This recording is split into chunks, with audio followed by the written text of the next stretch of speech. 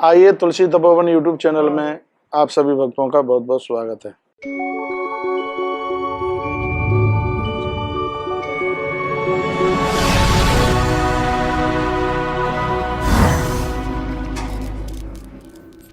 है आप पधारे। क्या सुंदर लिखा है, पुराणानाम प्रवक्ता चह पुण्यावन्न पुण्यवर्धन।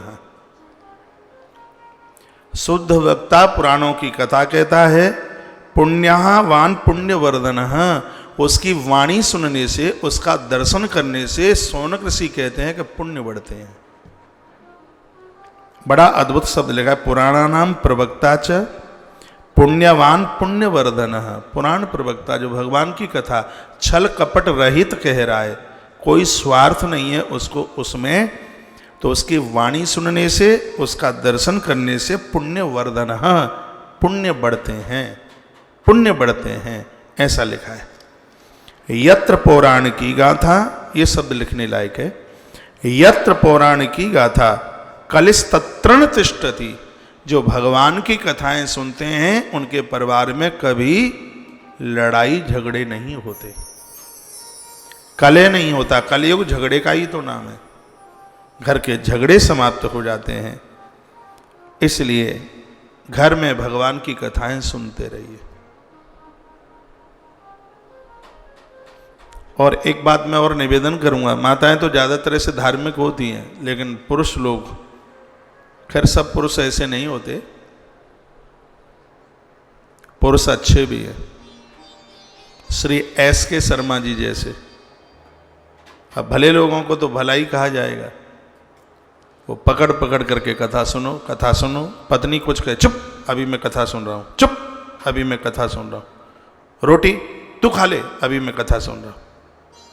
ऐसी बात नहीं है, पुरुष भी कथा सुनने में बहुत आगे हैं।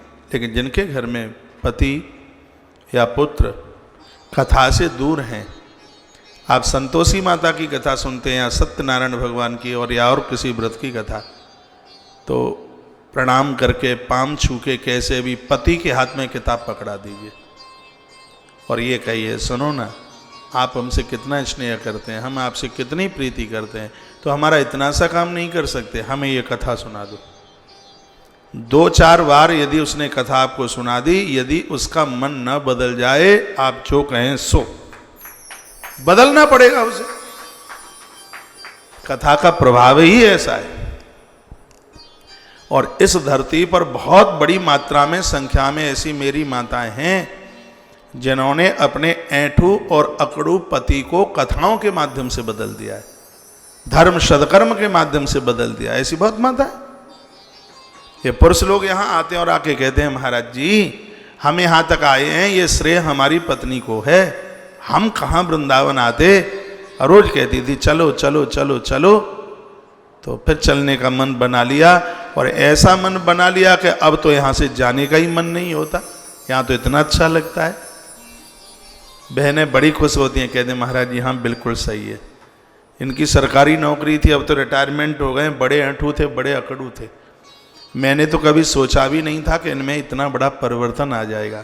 हमने कहा ये कथा परिवर्तनशील ही तो है, ये कथा परिवर्तन ही तो करती है, बदल देती है कथा।